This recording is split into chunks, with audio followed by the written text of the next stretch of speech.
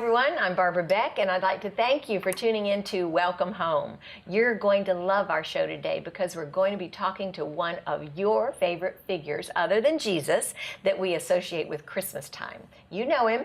He's Santa Claus, and he's here to visit with us and help us understand why we celebrate Christmas.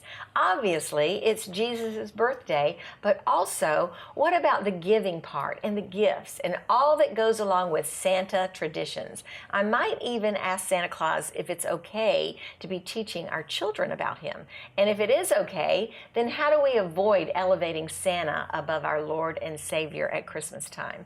Seems like the emphasis, even in Christian homes, is often on the person of Santa rather than our Jesus. But before we talk to Santa Claus, I'm pretty sure the current ladies have lots to say about this subject. So let's hear some of their thoughts and traditions in their homes on Santa and whether or not he exists for them. Welcome, ladies. Hi. Hello there. So glad you're here today. Lots of opinions on Santa Claus, right? Mm-hmm. Are you, Carolyn, a Santa Claus I know fan? you're not going to tell me Santa doesn't exist. Oh, yes, absolutely. Come on, you got to believe. Yeah. First of all, yes, he exists. Yes. Do you celebrate him in your home? You know, here's the deal, and we were all talking about this a little earlier. I think we take a different approach to it. I remember when I first got pregnant, we were at a church, and the pastor got up and did this whole thing on who Saint Nicholas really was, and he really did exist. And you know, it so changed my heart, and I actually looked it up. We were just talking about this, and if you guys want to look it up, you can. The man behind the story of Father Christmas, it said Saint Nicholas was a bishop, so he was a priest, and he came from the 4th century from a place that is now called Turkey, which we said we think that's where Turkey comes from now. But this was a man who just loved the Lord. He loved the Lord, and he was extremely wealthy. And so he wanted to do something good to start helping people out. And back then, people to like do their socks, they put them in front of the fireplace. And girls, before they couldn't get married, so he would throw down money and put it into, and it would land in their stocking. And that's how that all began, so they could have a diary to get married. Wait, so they would hang their stockings to get dry? Yeah, to get dry. Okay. After they washed them, they hang them up to get dry. By the fireplace, and, and it would land in the stockings, and it was money, so they could go get a diary to go get married. Interesting. And that's how it started. And so, you know, I know that's a long story for that, but that's great. To me, represents what the spirit of St. Nicholas is all about. He's about caring. He's about giving. Now, on the other hand, we do celebrate that, and our kids have that moment to believe in the fun. But if you ask my children what Christmas is about, they're going to tell you that it's Jesus' birthday. Good. And they're going to tell you, we take a moment and we make birthday cake for Jesus, and they decorate it, and we put candles in it and all sing happy birthday to him. But I think that you've got to have a balance. I think you've got to know what it's about, but then the spirit of St. Nicholas, I think, represented the spirit of Christ, because he was a believer, and he was about giving to people.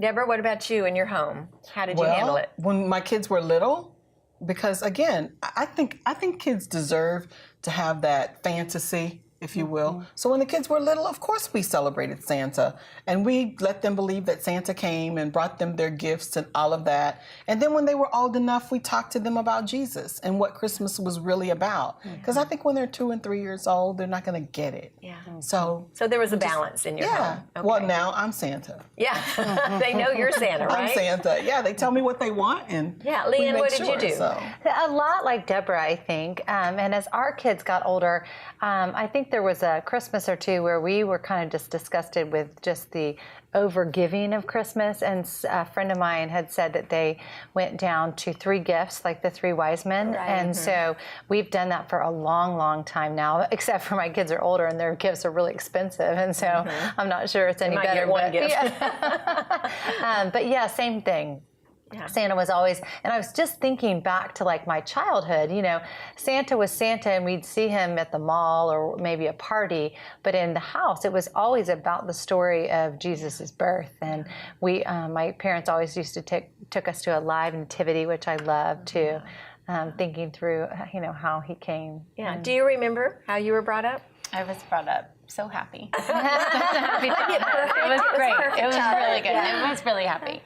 Yes, we had Santa in our house, but I always knew that Christmas was Jesus' birthday, and I think that's how we celebrate Christmas in our house. We Santa leaves gifts out unwrapped.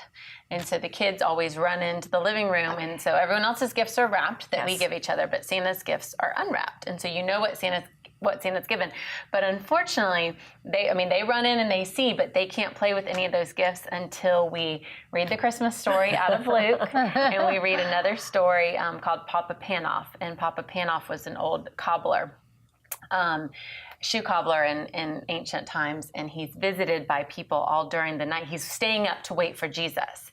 And this old woman comes who needs shoes for her baby, and somebody else comes hungry. And somebody else, and so he's like, oh, okay, so he helps them, but he's just waiting for Jesus and waiting for Jesus. And then finally in the morning he realizes that Jesus came in the form of all those people that stopped by throughout the night. So we read the Christmas story out of Luke, and then we pray, and then we read Papa Panoff, and then we get to the presents part. I love that. See, I learned so much from you ladies, but I'm going to have to get that because I love all those stories like of where we got the tradition of the candy cane and the tradition of the Christmas tree. And we like to read those to our kids because you need to understand why it's a cane. Right. You need to understand that that's the upside down. Well, remind everybody why. And just the red and white. Well, the whole thing about the Christmas candy cane is just that it represents the blood of Christ and that it washes us white as snow. And I think now when we go through the Christmas season, we're going to look at it completely different. And what we see as, a candy cane, it really is an upside down J. And, and then the same with the Christmas tree of how they used to do it lighting the way and they put candles in it. And it just, the whole thing of how it all comes, to me, is just beautiful because Christmas really, the greatest story ever told is really the story of Jesus Christ. And it really, we really did need a Savior. I still need a Savior. And so to me, to tell that story to our children, to me, it's so much better than anything that the world can give because now we have grace, we have forgiveness, we have love, we can have peace. And I don't know. I love it, but I'm going to include that one. Papa Panoff is a great story. I've never and heard for that you before. especially, Carolyn, because you're always saying we are the hands and feet of Jesus Christ. And that's what Papa Panoff realized, that in helping all these people, he was being Jesus. These were opportunities for him to serve the least of these, my brethren, which the Bible says we have to do. And we serve them, we're serving Jesus. Let's get back to Santa because we're going to be talking to him and on the show, and I want to be able to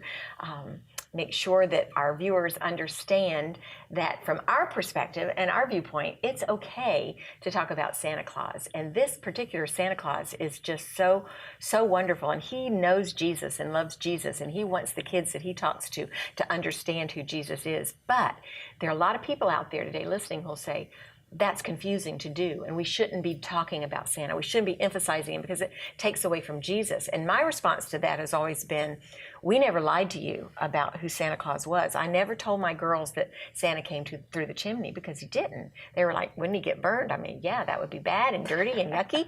Does he come on reindeer? Does he land on a rooftop with a sleigh? No, that's just part of the magic, the myth of Santa Claus. The real Santa Claus in our house walked through the front door.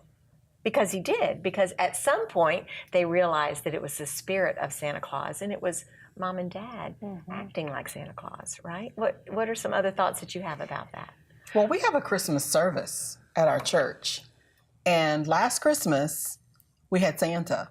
And so the kids were just blown away that they could come to church, they could hear, and Santa actually told the children the story of Jesus. Oh, that's so sweet. And so it was an amazing experience, and that was the first time we'd ever done it like that. But and we do the same thing, Kristen. We get up on Christmas morning, and before anybody's going to open anything, before we go off to church, we start with prayer, and that's our tradition. As a little girl, my gifts were at the foot of my bed. Is where Santa put them. They were unwrapped. And of course, kids, you can't sleep and you're waking up early.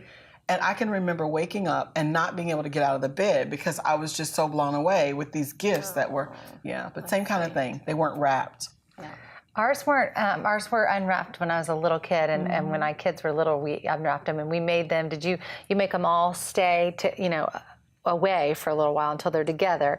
And of course they have to brush their teeth and wash their face and brush their hair. But we had a tradition in my family that we all slept in the same room together. And that was really fun. We even did it when I was still, I think, in high school. It was like the only night, I think, my brother and sister, we would all be together. So that was a fun tradition that we did as well. My favorite, ever since I was a little girl, and I actually have a little, I don't know what they call it, that sits in my house, but it's Santa kneeling at Jesus.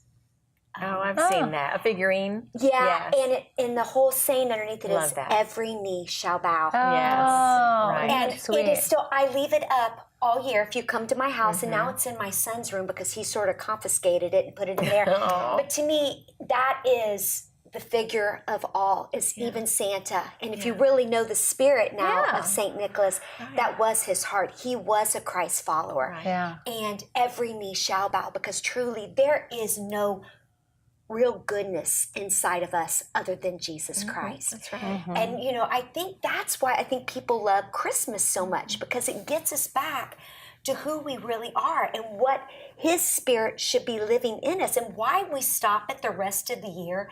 I've tried to make a habit of just not stopping that spirit of being a giver, that spirit of looking out for others, that spirit of surprising people, because it makes us feel so good at Christmas time. Why would we stop something that makes us feel so good? And that was the spirit of St. Nicholas. You talk about that. We sort of celebrate the spirit of St. Nicholas. The spirit of him, generosity and giving of gifts. I mean, that's why we give gifts. And I love that you brought up the 3 gifts that the wise men brought 2. We don't know that it was 3, but that's what the tradition is. That it's the spirit of wanting to give and wanting to love, and showing that Santa Claus is a spirit of giving and a generosity. And I think you're right. We need to be doing that all year long. How do we keep our kids from running out, ripping into their packages, and then, okay, now we're bored, now what do we do? How do you Tell them her story. Okay.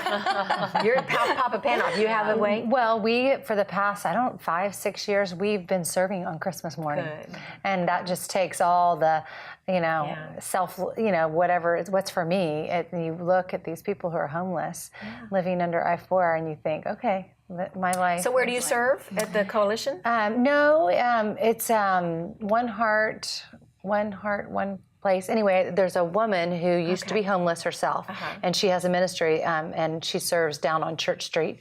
And it's just, we've done it for years, and it's been so rewarding for our family. Right. What were you going to say about Kristen? Carolyn, you were asking Kristen to tell something. Oh, about reading the Papa Panoff thing. So do your kids have a hard time with the... Well, I think we just slow them down. We try to open one gift at a time so that the gift opener can enjoy it and say thank you to the gift giver. Yeah. I would love to curtail Christmas back. I think that Christmas is obviously it's about Jesus.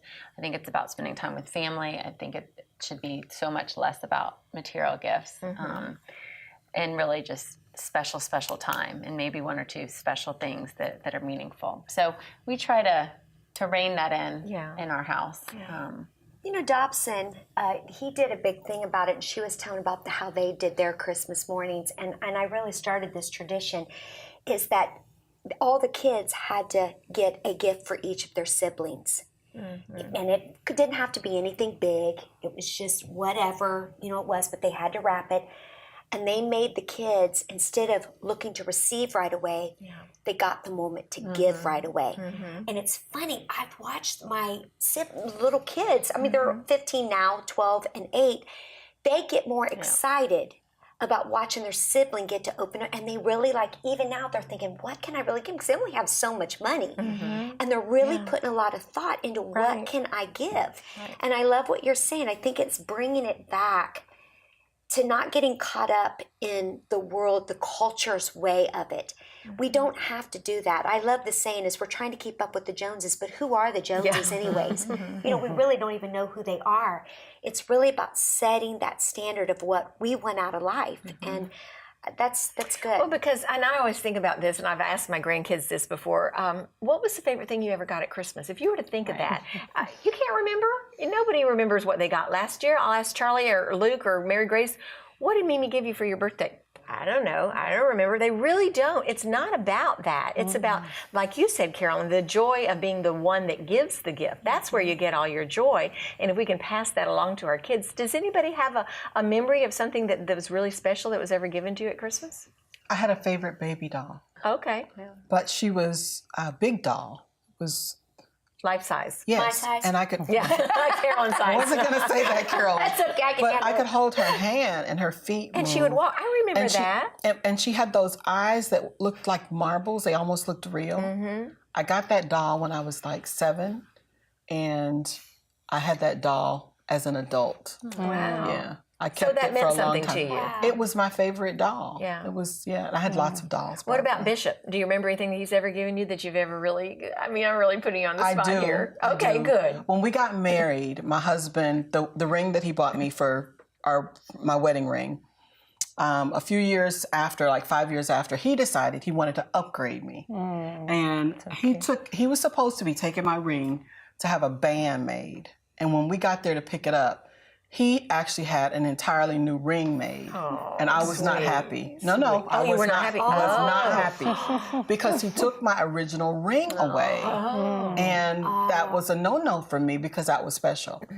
And probably, I don't know now, 7 or 8 years ago, I woke up on Christmas morning, and my husband had the jeweler. They literally had to search all over the United States. They found a ring like my original ring, Wow. and he bought it for me.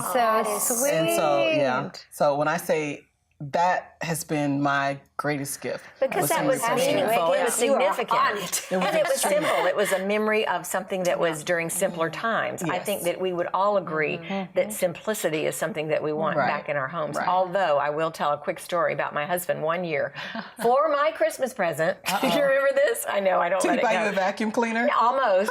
He bought me a book on simplicity, the joy of simplicity. And that was it. Well, and a pair of underwear. That was it. I said, I need a little bit more than that, But really, we don't. We don't. It was he was right. It's all about getting back to simpler times and to not make such a big deal out of everything. You loved the memory, the sweetness of just the simple ring that you had at the beginning of your marriage, right? Right. Any verses that we can close with? Is Santa real? We're talking about all these other things, but is Santa real? Nothing. The Bible doesn't mention Santa, right? Not He's really. not in there, but the joy of giving is, and Okay. of generosity and of love. I mean, Jesus came to love. And That's I think right. we can show love in a lot of ways. That's right. Well, thank you, ladies. Thank you so much for being here with us today, and Merry Christmas to Merry all of you. Christmas. Thank you. I'm so glad that you joined us today as well, viewers. Hope you got a lot out of our current segment here, and you've got more coming up. So stay with us, and we'll be right back.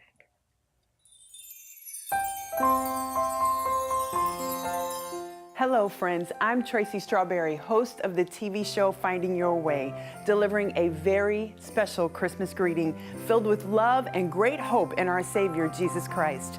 Friends, I also desire to address one of the greatest weapons of the enemy during this season, and that is to get people distracted, depressed, anxious, and in debt over a season that is dedicated to celebrating our Savior. I know for many this is a very difficult time of year. The demand for presents, a missed loved one, anxiety over family gatherings, or maybe even being alone. The only remedy for this is to keep Jesus the focus. In Christ Jesus, you now have a spiritual family waiting for you. There is a church on every corner. On Christmas Day, attend a local service and celebrate with fellow believers. We are family. No one has to be alone on this day. Many churches have Christmas plays and celebrations going on throughout the month of December. Find them and attend. Maybe this is your year to make the choice not to attend an anxious or unhealthy family gathering, or even explain to your children that debt is not wise, and create a fun memory together, such as having a game day, a special gift you create for one another, make your own greeting cards, or a favorite dish to eat. Me and my family choose to celebrate the Lord in this way every year. Jesus is and always will be the reason for the season. Merry Christmas. We celebrate with you.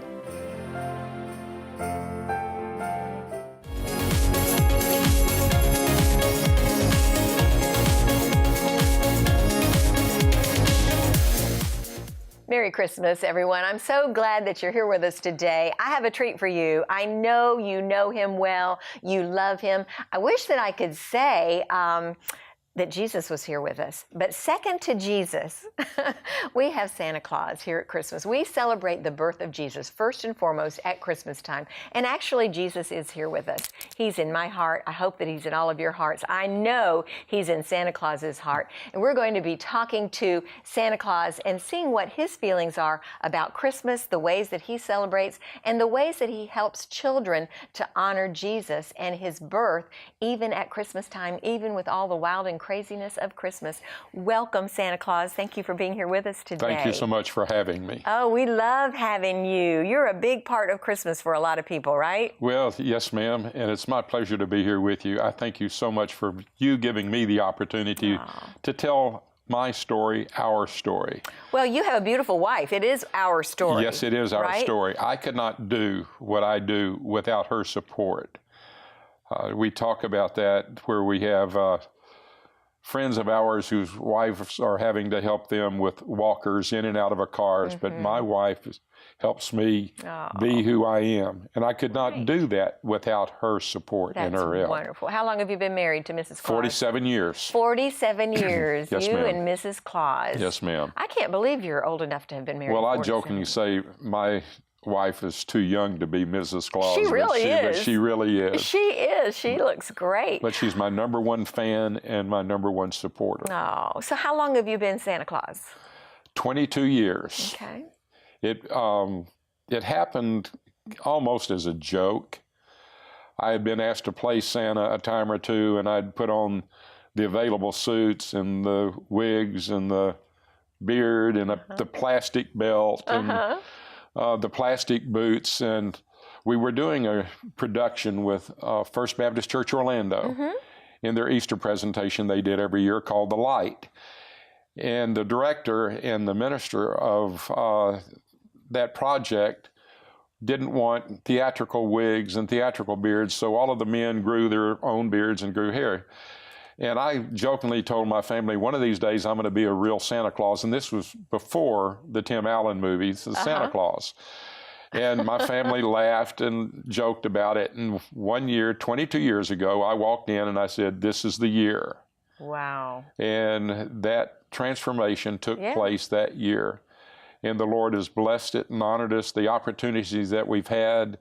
And it's really been a worldwide ministry to Russia, to Central America, all over the U.S. So it has been a worldwide ministry. So this is real. This is Santa real. Claus is, but do the children pull on your beard? More and adults than children. Oh no! And this is your real hair. Real hair, and the little ladies come up and they said, "Oh, that's a beautiful wig. Who does your wig?" And I said, "Well, you need to pull on this. This is not a wig." My goodness, you really are the Santa Claus. You have the whole look. You have the spirit of Christmas. I'm going to ask you something really personal now. Are you wearing a pillow, a fat suit under This here? has been the greatest joy about being Santa, in that this is all real, and being able to stay in shape. And I'm fortunate my wife helps me stay in shape. That is great. Well, you are wonderful. I appreciate what you're doing. So you said you go to Russia. You've been around the world. I mean, do you really do travel internationally? The international travel was not as Santa. And we were asked when we went into Russia to be low-keyed and not to wear the red. I would wear a red shirt every day here, and we were asked to go low-key. So I wore the dark blues. And my first night in Russia, we're walking across the town square. We're doing a prayer walk, actually, through a town square in a town in Russia near Sochi, where they had the Olympics. And this was before they even announced the Olympics. And we're walking across the town square doing a prayer walk, and across the way we hear Santa Claus. And we turn and look, and here come a group of 20 to 25, 30-year-old young people. And they came up, and I didn't speak any Russian, but they wanted to talk to Santa Claus, not Des Moroz, who is Santa in Russia. How about that? They knew. Yes, ma'am, they knew. Unbelievable. Let's talk about your Christian faith, when you became a Christian, because I want to kind of hear what your thoughts are on children celebrating Santa Claus, because some people will say, well, it's kind of confusing when you celebrate Jesus and then you celebrate Santa. How do you do both? So first of all, you are a Christian. When did you become a Christian? Yes, ma'am. When I was 8 years old. Oh, wow. I jokingly tell everyone I was Southern Baptist 9 months before I was born. And I was raised in a Christian home. And Good. You didn't have a chance. I did not have a chance. And at one time, my life's dream was to go into full-time evangelism, music, and youth work. And the Lord had other ideas. As sometimes our plans are not His plans, or His plans are not our plans, as I've found. And the Lord has honored the commitment that we have made. And this is one of the reasons becoming Santa was such a joy to my wife and I, in that we have the opportunity to tell children the differences between the magic of Christmas and the miracle of Christmas. I love that. And I have the opportunity to do that in venues that you can't do, our pastors can't do, our youth pastors can't do. I can go into the public school system and tell the children the difference between the magic and miracle of Christmas. Wow. So the magic being the lights, the trees, the presents, but the miracle of Christmas is the birth of our Savior, Jesus Christ. I bet that's a shock to some people to hear Santa Claus say that, because a lot of people probably think Santa Claus is not really a believer in Jesus, but you are. The adults have been surprising. We have letters from adults asking me if I can send their children a present, preferably around the time of my birthday. They think December the 25th is Santa's birthday. Oh. And I have that opportunity to the adults to share. This is not my birthday. My birthday is July the 12th. You're talking about Jesus' birthday. So it gives us an opportunity to share the birth of Jesus and the true meaning of Christmas. So Santa Claus has beautifully said, do you think that for the person out there today who's listening, and I have some friends who are like this, particularly when my children were little, they said, it's too confusing because if we lie about Santa Claus, they'll believe that we lied about Jesus. So how do you answer that and reconcile that? There was someone that said it much better than I could. There was I read this story recently, and some of you may have read it on YouTube or Facebook, the social media. A young man went to his mother and said, "Mom, is there really a Santa Claus?" And so she did not want to tell him, "Yes, there is," and lie to him, or "No, there's not," and break his heart. He said, "Let me show you what Santa is." And she said, "I want you to pick someone in our neighborhood that needs some help." And the young man said, "Well, what about Mrs. Smith down the street? I notice every morning she goes out to pick up her paper and she's walking out barefooted." And said, "What we're going to do," said, "we're going to let you be Santa Claus to Mrs. Smith." And they went and bought her a pair of house shoes. And she wrapped them and put them on her front door. Wow. And the mother explained to the child, Santa Claus is the gift of giving, not receiving. And that's what Christmas is. You know, we've turned it so commercial. I mean, Christmas things, it's not even Halloween and you're already seeing Christmas. And the day after Thanksgiving, it really goes crazy. But it all has become so commercial. We have one couple that I met a number of years ago. They have 2 children, and they're very well-to-do. And they tell their children to each pick 2 items that they really want, expensive items. And Christmas morning, they open their presents, and there are those 2 items. At noon, the child has to make the choice of which one they want to keep. Wow. And they have to give the other one to a child of special need. That's amazing. So the parents, a lot of times, create the difficulties for Santa. The parents use Santa as a disciplinarian or elf on the shelf. You know, we've lost, I think, our responsibility as parents. And so Santa gives me the opportunity to share with parents Yeah.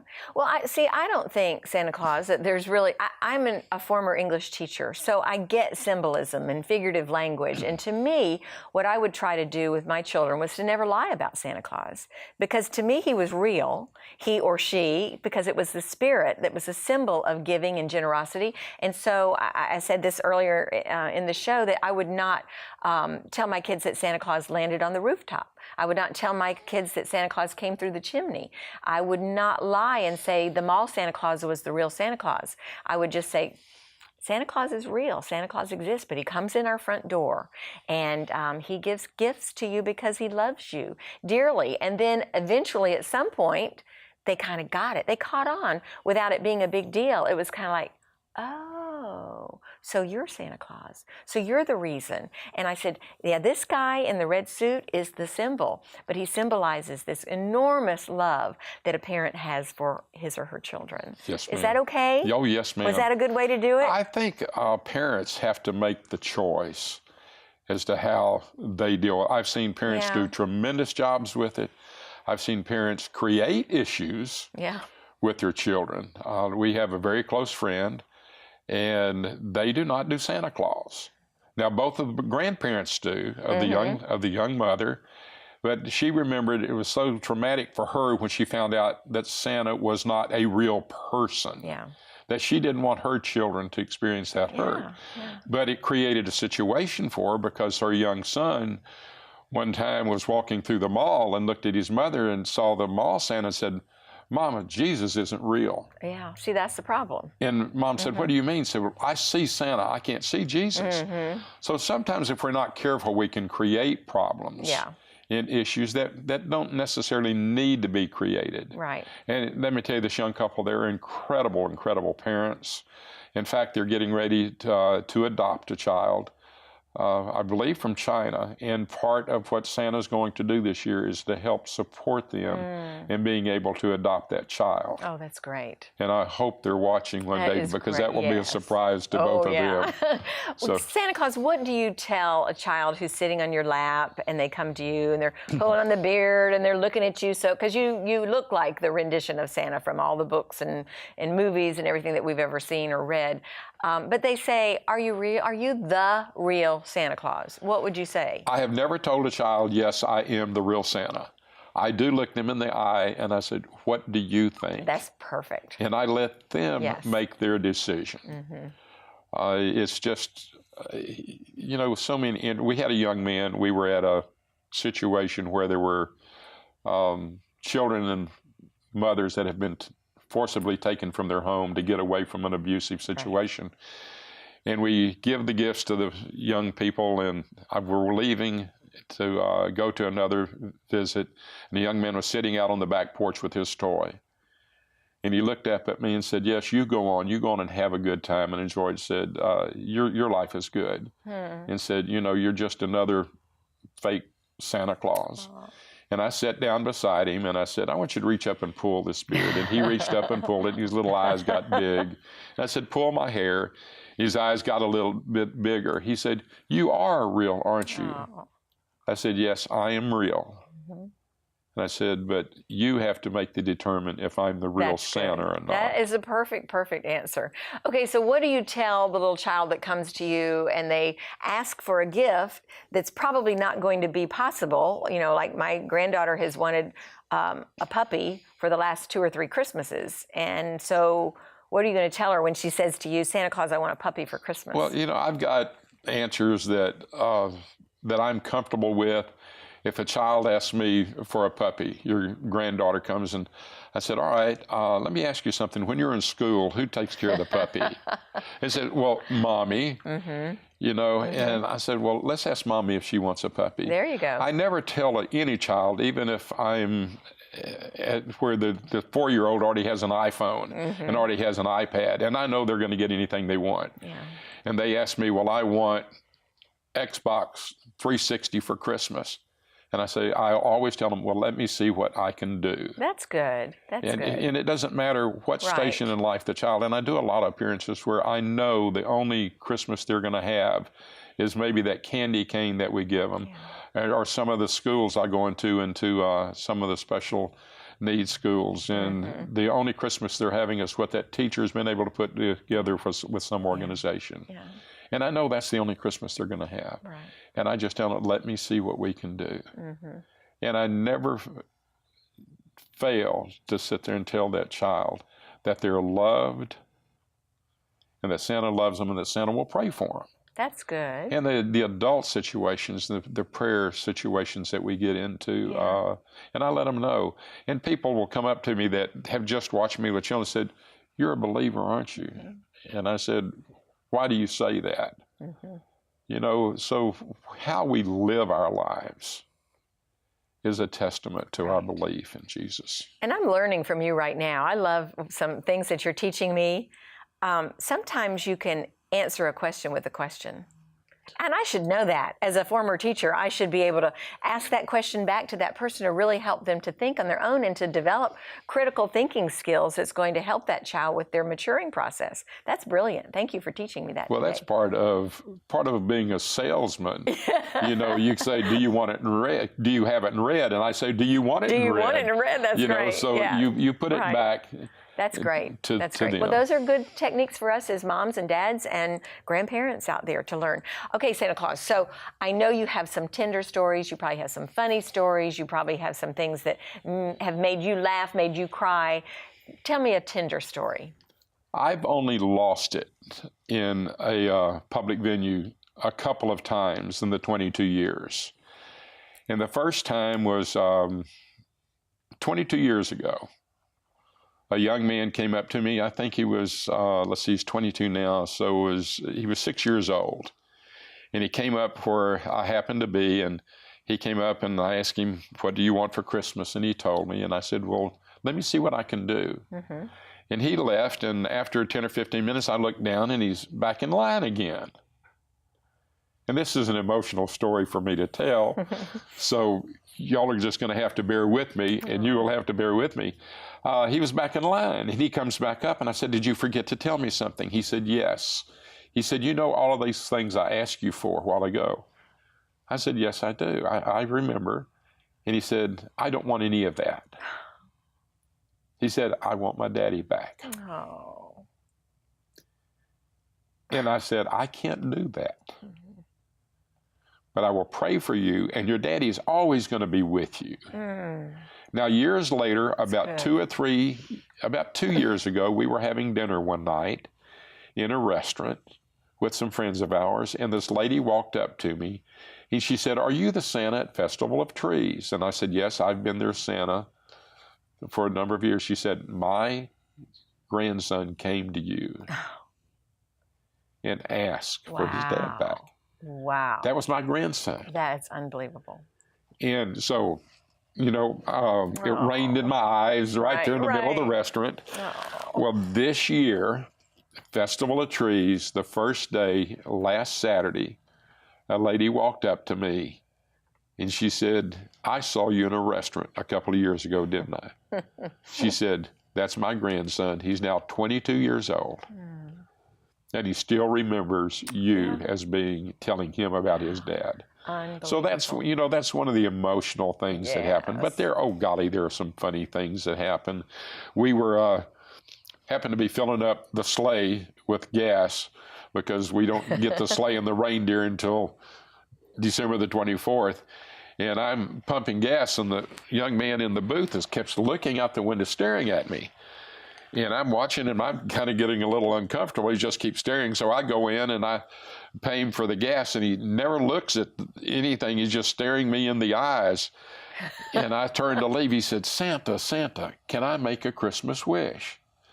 And he has his hands on the counter, and I just reach over and I just pet the top of his hand. I said, "That's okay. I know what you want," and turn around and leave.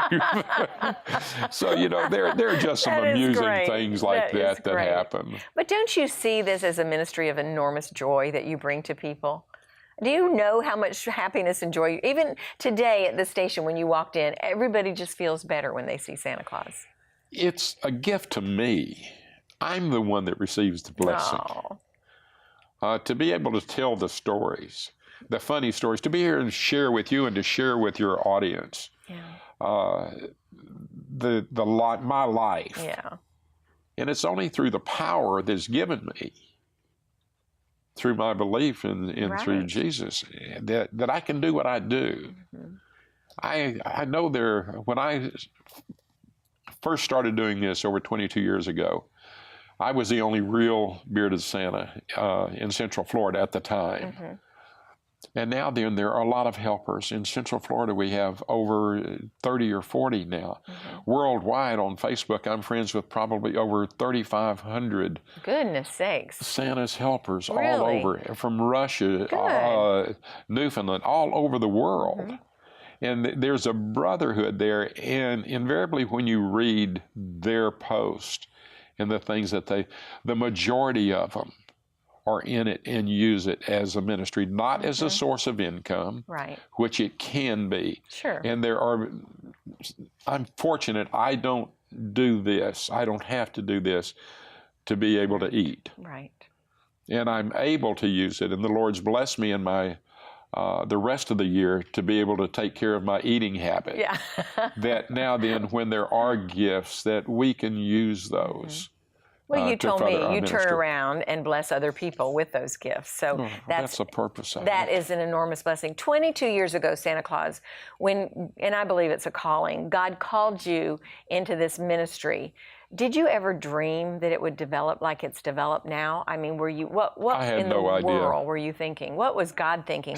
You know, for him to know that this man, this available man 22 years ago would be doing the things that you're doing now. I had no idea. Like I said a few minutes ago, I did it for the children. I wanted not to have to hang a beard around my ears. Right. And not to have to put on a plastic belt. You know, I wanted it to be real. Wayne Johnson, who was our pastor over the Light, said, anything you do, you're doing it for an audience of one. That's good.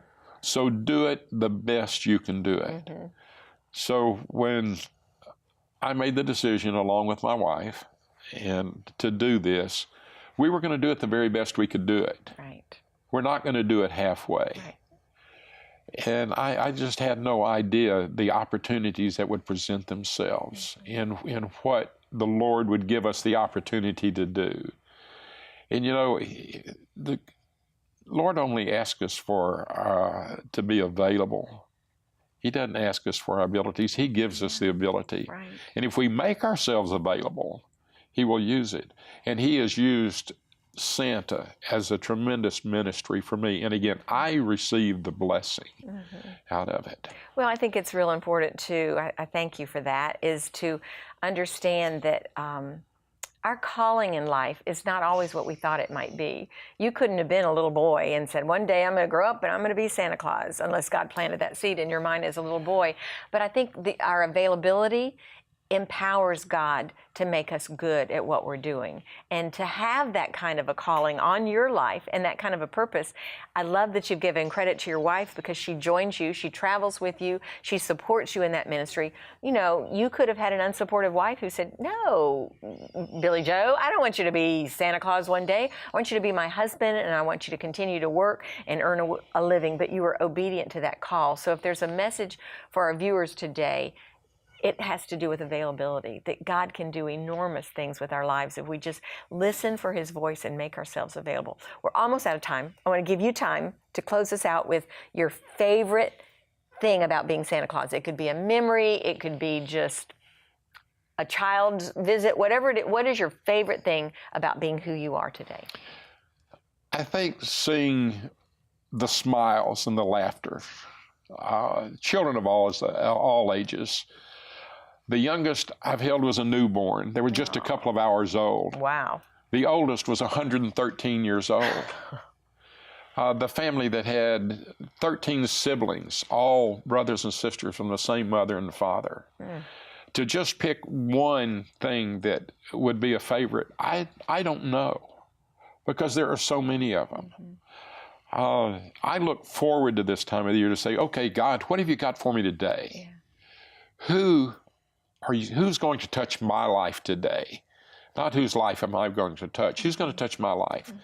Because if I take that God puts you in front of me, then I can put God in front of you. Right. So I want every person, I don't want them to just see Santa. I want them to see the Lord's graciousness to me and what He's blessed me with. Too many of us do not use what God has given us. Right, right. We push it aside. And I encourage everyone, if God has given you a gift, use it. Use it to bless others. And when you bless others, you're going to be blessed. You cannot outgive God. So to just pick one, I can't do it. I have the joy right now to do this and to share with the folks listening to us and watching us. And then what I'm going to do later this evening to see children and families. It's all a blessing. Yeah. I don't know of but one bad incident I can tell you about as Santa. And this is recent. My sweet wife helps me with my hair. She was doing it the other day, and she had a little round brush. And she was doing my hair, and I hear, uh-oh. And the brush is stuck in my hair, and we're getting ready to do an appointment. So bless her heart, she spent 20 minutes undoing the hair out of that. So that's the bad experience, but it's something we laugh about. That's so it's right. not a That's bad right. experience as Santa. Well, my favorite thing about you, Santa Claus, is that you obeyed the calling 22 years ago, and more importantly, that you share Jesus everywhere you go. You are a living example of Jesus Christ and His love and generosity for each one of us. I'm so glad that you came across our path, Santa, and that you are here with us today and are blessing all of us and the children that will be blessed by this. And we're never too old to believe in Santa Claus and the love that he can generate for each one of us. So enjoy the rest of our show. We've got more coming up. And remember that Jesus is the reason for the season, and our Santa Claus knows that and loves Jesus with all his heart. So stay with us. We'll be right back.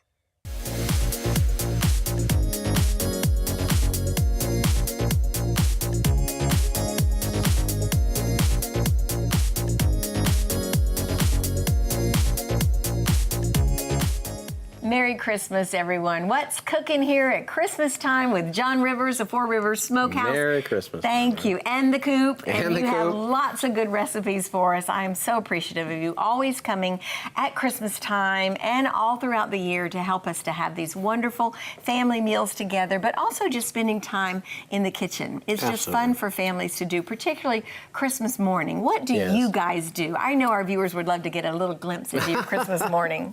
Well, Christmas in general is my favorite time of the year. Yes. I love it. It's family, it's festivity, and it's a lot of faith that's involved in it. So it's very special.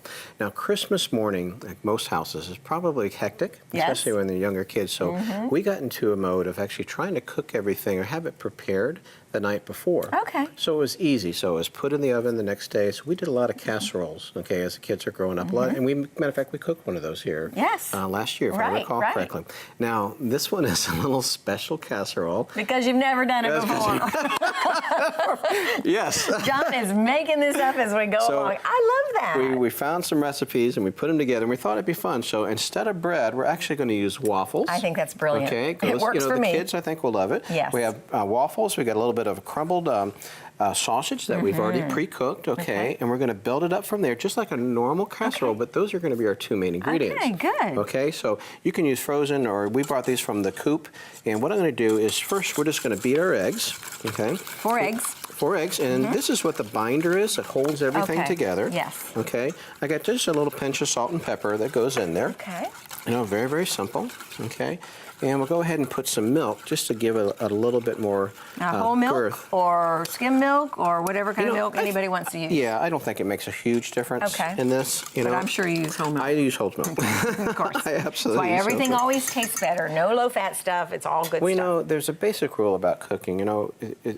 The better the product and ingredients are going in, the better the dish is going to be coming out. That's true. And if you compromise on it, you're going to compromise the flavor. True. So we're going to put this to the side. Okay. That is ready to go. Now we're going to build layers in here. Okay. So we're going to take our waffles. And this is going to sit overnight, so these can be cold. All right. And I'm just going to lay them in here. I'm going to make a bottom layer Let's see how many we can get. There's no, exact art or Right. science to Right. this. You just kind of put them in to cover it. So I was Okay. thinking you would crumble them all up, but you don't even have to do that. You certainly can. When we do bread, I will break it. Yeah, or donuts. You do. And You do it remember like your that. donut recipe, right? Yes, I remember Yes, the donut. that That's was a pretty bread awesome. pudding. Bread Yes, pudding, donut yes. pudding. It's pretty good. So you can break it up if you wish, Okay. or put it in whole. Okay. It just depends on how you want to cut it and how Yeah. you want the pieces to come out. Okay. Okay. So we're going to put our first layer, and I've got some sausage. And again, I pre-cooked this, so Right. it's all done.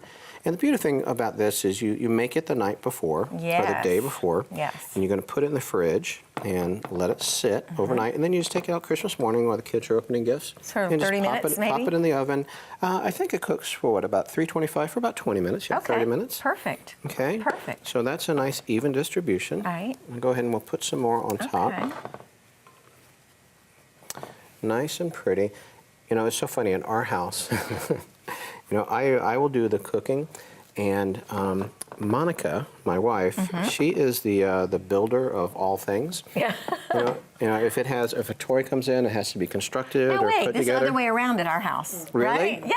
Oh gosh, no, I'm yes. terrible about following directions. Oh, that's funny. No, I can't follow them. That hence making up recipes. Just put it Just put it anything in that together. you want, right? Yep, just put it together. So she's putting the toys together, and you're in the kitchen. I will be in the kitchen. Mr. or- Mom. Yep. Or there's other events that we can do with the kids that don't necessarily involve construction. Yeah. Okay.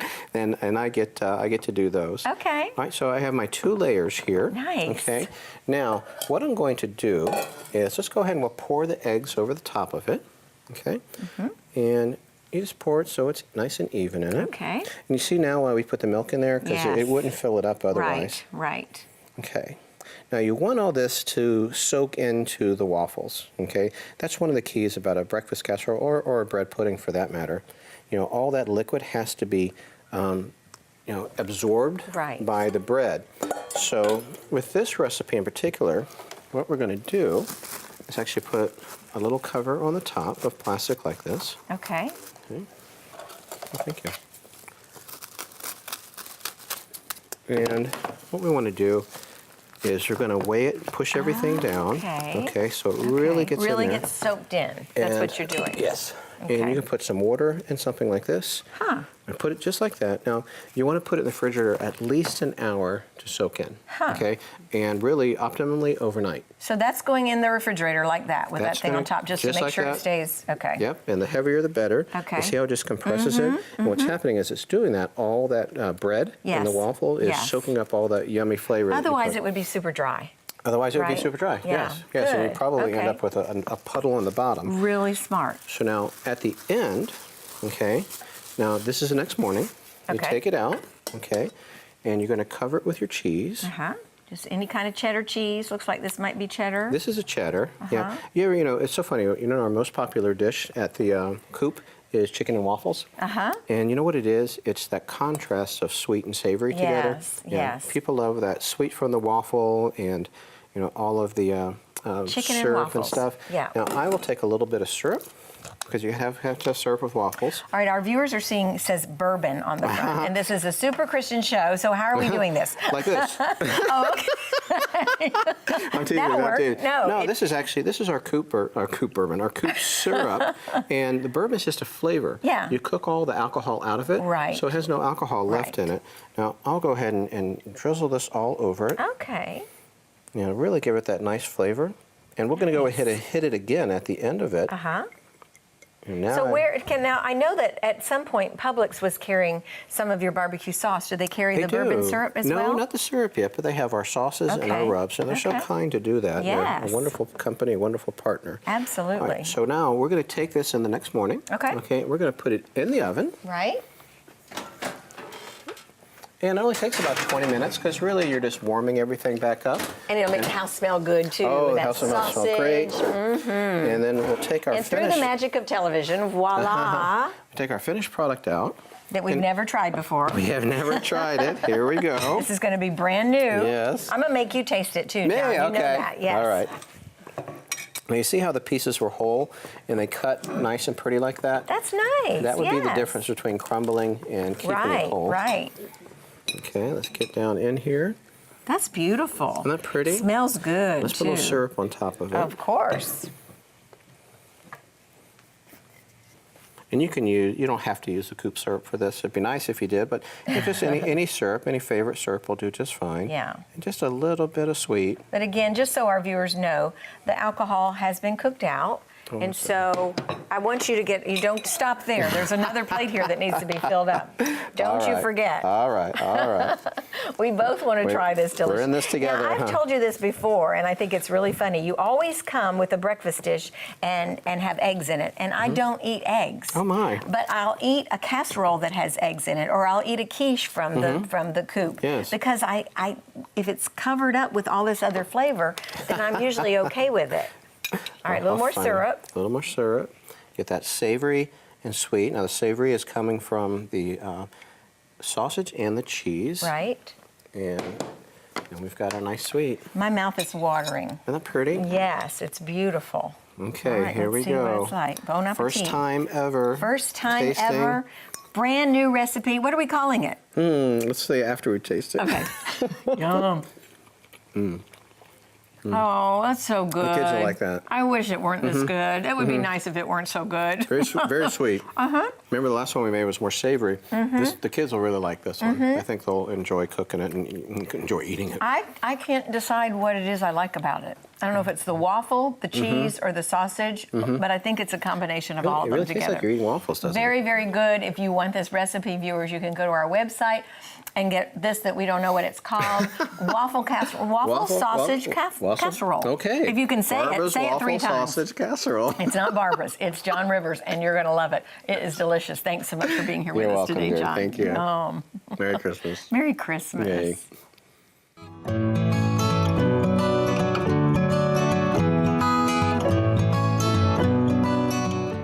I hope you got a lot out of our program today. It's always fun at Christmas time to remember the birth of the baby Jesus. That is and should always be our emphasis. But it's also kind of fun to enjoy Santa Claus. I think I've mentioned in the past that we never lied to our 2 daughters about Jesus or Santa Claus. They knew from the time they were small that Jesus is a reality. He's God and He exists. So how did we teach them the difference between Santa and Jesus? Well, for one thing, we never told them that Santa came down the chimney. That just wouldn't be true. We told them that he came in through the front door. He did, because we explained Santa to our kids as a giving, kind of secret person who loved them and gave them gifts. He was never the guy at the mall. He was never scary. He was never landing on our rooftop with a sleigh and reindeer. That's the myth of Santa, and to me, it's okay to enjoy that tradition. But more importantly, every Christmas morning, we talked about the birth of Jesus. We read the story from Luke to our children every Christmas morning and explained that the reason we give and receive gifts is because of what our Lord did for us in giving the ultimate gift of His life. Maybe it confuses some children, but we wanted Christmas to always be magical, special, and truly a celebration of Jesus' birth and His love for each of us. I have friends who don't celebrate Santa at all, and that's certainly a personal decision that I understand and respect. For me, though, I've just always tried to emphasize Jesus first and then the fun and magic of Santa Claus. Because you see, to me, they're both real. One is God and one is the spirit of love and joy that we celebrate through each other. And that, dear friends, is our note of hope for today. I hope you're enjoying an incredibly joyful season of celebrating our Jesus' birthday. Thanks for joining us. God bless you and your families, and Merry Christmas.